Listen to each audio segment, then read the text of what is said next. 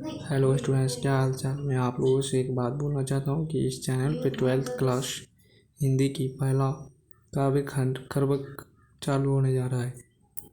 इसके लिए आप लोगों से एक विनती है कि आप इस चैनल को लाइक करें और सब्सक्राइब करें। देखिए, पहला कविता है करबक। करबक अवधी भाषा में लिखा गया है। यह जो है करबक जो है ये मलिक मोहम्मद जायसी लिखे हैं, जो प्रेम के प्रति बहुत ही अच्छे अच्छे लिखते थे। तो ये जो कविता है, सबसे पहला ये वाक्य बनेगा कि यह कहाँ से लिया गया है। यह पद्मावत से लिया गया है। इनके जो लेखक हैं, ये सवाल ऑब्जेक्टिव में हमेशा पूछे जाएंगे। जो लेखक जो हैं कहाँ के हैं, तो मलिक मोहम्मद जायसी जी इनको लिखे हुए हैं। कोई भी ऑब्जेक्टिव आएगा जो करबक चैप्टर को किसने लिखा है, तो मलिक मोहम्मद जायसी ने। इनका जन्म 15वीं शती उत्तरार्ध में अनुमानतः 1492 में हुआ था। यानी अनुमान ही लगाया गया है, पता नहीं है, लगभग अनुमान में ये 1492 में इनका जन्म हुआ था। निधन जो है इनका अनुमानतः 1548 में हुआ था। 1548 में। निवास स्थान जो है इनका जायस कब्र अमेठी यानी उत्तर प्रदेश में इनका जन्म हुआ था। यानी क्या 3 ऑब्जेक्टिव भी बने जो करबक पाठ को किसने लिखे हैं, तो मलिक मोहम्मद जायसी। उनका जन्म जो है 1492 में हुआ है, ये याद रखिएगा। मलिक मोहम्मद जायसी जी का जन्म कब हुआ है, 1492 में। निधन उनका हुआ था 1548 में, याद रखिएगा। ये ऑब्जेक्टिव में क्वेश्चन आ सकते हैं। उनका निवास स्थान जो है सो उत्तर प्रदेश में है। उनके पिताजी का जो नाम है नाम है मलिक शेख ममरेज, जिनको उर्फ में मलिक राजे अशरफ भी बोला जाता था। इनके जो गुरु हैं सूफी संत शेख मुहीदी और सैयद अशरफ जहांगीर हैं। सूफी संत शेख इनके गुरुजी थे और सैयद अशरफ जहांगीर। वृत्ति जो है इनके, देखिए, बचपन में अनाथ थे, साधुओं फकीरों के साथ भटकते हुए बचपन बीता। बचपन में इनके माँ बाप गुजर गए थे। इनकी जो जीवन बीती है वो साधु फकीरों के साथ भटकते हुए जीवन बीता था। व्यक्तित्व इनका क्या है, देखिए, ये चेचक के कारण रूपहीन था। यानी क्या ये एक ऐसे कवि थे जिनके पास रूप अच्छा नहीं था, और इनका अच्छा रूप ना होते हुए ही और बायां आँख और कान से वंचित थे। यानी क्या इनका बायां एक आँख और एक कान नहीं था, मतलब कान से नहीं सुनते थे, आँख बायां नहीं था। कृति जो है इसकी सो देखिए, पद्मावत है, अकरावट है, आखिरी कलाम है, चित्ररेखा है, कहरानामा है, मसला है। ये ऑब्जेक्टिव यहाँ पे भी है, टिक कर लीजिए। आखिरी कलाम जो है सब जो किसने लिखा है, तो मलिक मोहम्मद जायसी जी ने। इनके बारे में बता देता हूँ, समझिए। इनके पास बायां आँख और बायां कान नहीं था, और इनका रूप अच्छा होते हुए भी नहीं था, तब पर भी इन्होंने इतनी सुंदर कविता लिखी है कि आज का कविता पढ़ने में बहुत ही मज़ा आने वाला है। इनके बारे में थोड़ा बता देता हूँ कि इस कविता में पद्मावत में चित्तौड़ नरेश, रतन सेन और सिंघल द्वीप की राजकुमारी पद्मावती की प्रेम कथा है। यानी कि मैं थोड़ा इसके बारे में थोड़ा बता देता हूँ कि चित्तौड़ नरेश, रतन सेन और सिंघल द्वीप की राजकुमारी कौन थी। सिंघल द्वीप की जो राजकुमारी थी, उनके पिताजी का नाम था गंधर्व सेन नाम था। पद्मावती के पिताजी का नाम गंधर्व सेन था, और चित्तौड़ नरेश रतन सेन। यानी कि पद्मावती जो थी सो बहुत ही सुंदर और देखने में अच्छी थी। यानी क्या, और पद्मावती के पास एक तोता था, जिस तोते का नाम था हीरामन उनके तोता का नाम था, ये याद रखिएगा। हीरामन जो था सो मनुष्य की आवाज़ में बोलता था और बहुत ही सुंदर बोलता था, जिसके कारण एक दिन क्या हुआ, वे अपने पिंजरे में उसको रखती थी। एक दिन पिंजरे से तोता भाग गया तो उसको किसी बहेलिये ने उसको अपने जाल में फंसा लिया, और फिर उसे अपने यहाँ ले गया। तो वहाँ पे एक व्यापारी आया और उसको तो बोलता हुआ तोता देख करके वो उससे खरीद लिया, और वो राजा के पास ले गए। वहाँ के राजा रतन सेन थे, उनके पास ले गए। उन्होंने ये देखा तो बहुत ही सुंदर लगा उनको, और उन्होंने वे भी तोता अपने उस व्यापारी से खरीद लिया। तो ऐसा हुआ क्या, रतन सेन की जो एक पहले की पत्नी थी उनकी नाम थी नागमती, उनकी पहली पत्नी का नाम था नागमती। नागमती के सामने में वो तोता जो है राजकुमारी पद्मावती के बहुत ही गुण गाया करती थी। यानी आपको पता ही है, जब कोई औरत दूसरे औरत की गुण का व्याख्या करती है तो उसको जलस होती है, जलन होती है, ठीक है। तो जब उनको ये बात पता लगा तो वो बोली कि इस तोते को यहाँ से हटाओ, यहाँ कहीं पे दफना दो या मार दो। तो वहाँ की दासी सब ने उसको मारा नहीं, कहीं पे उसे छुपा करके रख दिया।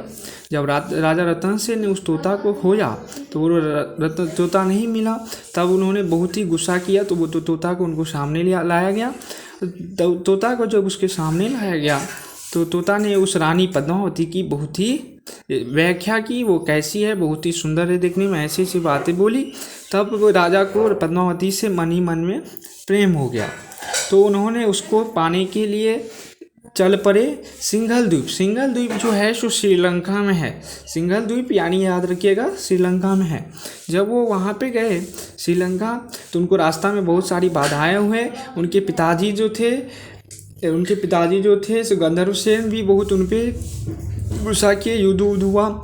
लेकिन राजा ने वो अपना प्यार पाने के लिए सारे कष्ट को झेलते हुए पद्मावती को अपने यहाँ ले आया। लेकिन उसके बाद भी अलाउद्दीन को भी वो रानी इतनी सुंदर थी कि उनको भी पसंद आ गया और वो उसने चित्तौड़ पे आक्रमण कर दिया। लेकिन राजा किसी भी तरह बचे। लेकिन कुछ ऐसा एक युद्ध हुआ, उसी कारण उनकी डेथ हो गई। यानी कि ये प्रेम कथा की कहानी है, वही बता रहे हैं यहाँ पे। तो देख लीजिए, जितने भी स्टूडेंट्स देख रहे होंगे इसको शेयर कर दीजिएगा कि प्लीज़।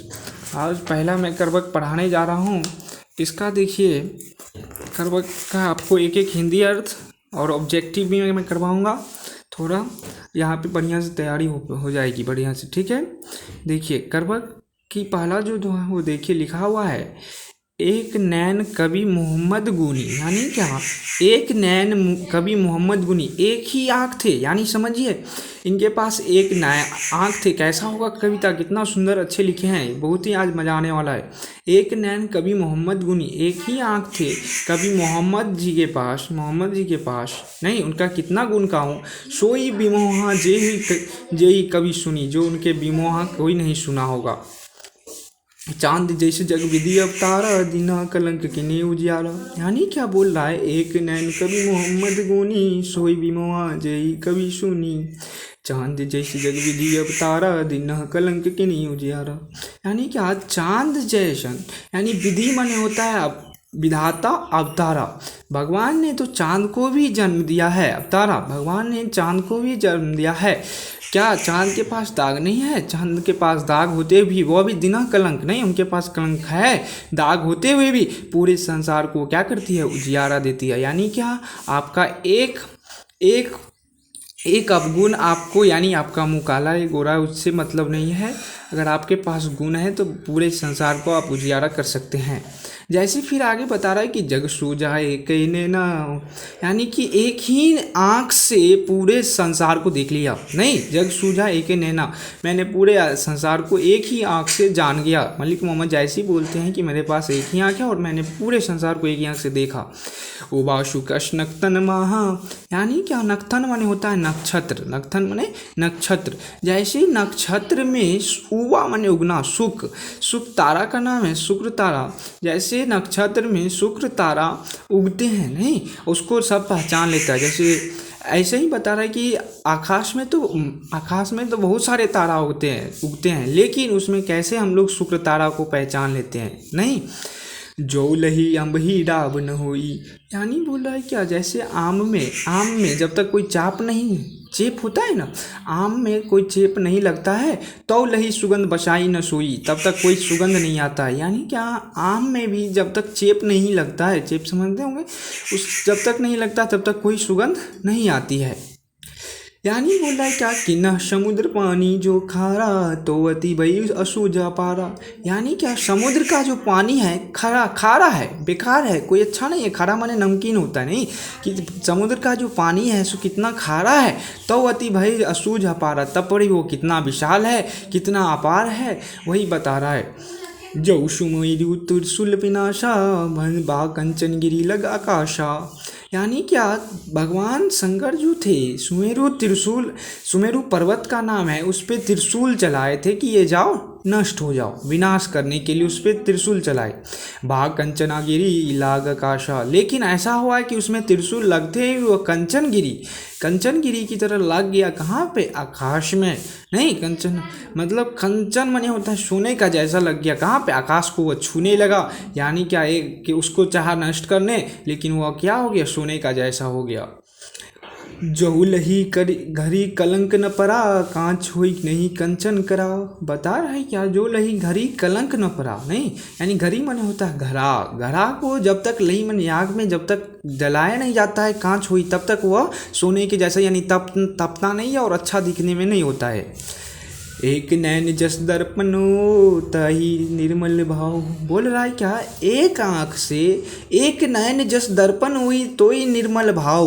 बता रहा है कि सब रूप बद गई मुख जोई कोई चाओ। अपने एक नैन को, एक आँख को मलिक मोहम्मद जायसी जी अपने दर्पण के सापेक्ष वर्णन कर रहे हैं। वो बोल रहे हैं कि निर्मल भाव नहीं, मेरा जो एक आँख है वो दर्पण की तरह ही निर्मल है।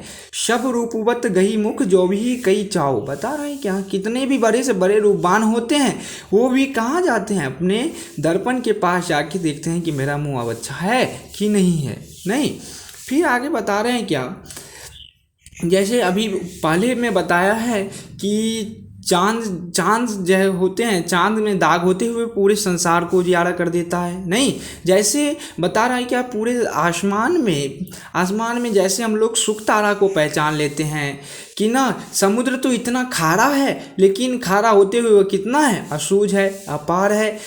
फिर बता रहे हैं कि देखो, सुमेरु पर्वत को चाहा भगवान शंकर ने जो नष्ट कर दूं, लेकिन वो क्या हो गया? कंचनगिरी लाकर और आकाश में वो जाकर छू गया। नहीं, वही बता रहे हैं कि मोहम्मद यही कवि जोड़ी सुनावा। मोहम्मद ये कविता को जोड़ी को सुनाया। जोड़ी मानी होता है जोड़ना और सुनावा, यानी क्या, इस कविता को शब्द को जोड़ के इन्होंने बनाया है। या जैसे ईंट को जोड़ के एक बड़ा दीवार बनाया जाता है, वैसे इन्होंने इस कविता में शब्द को जोड़ के एक बढ़िया सा पोएम बनाए हैं। सुना जो प्रेम पीर गा पावा, जो इसको सुनेगा वो क्या हो जाएगा? प्रेम का पीर हो जाएगा। जो इसको सुनेगा वो प्रेम का पीर हो जाएगा।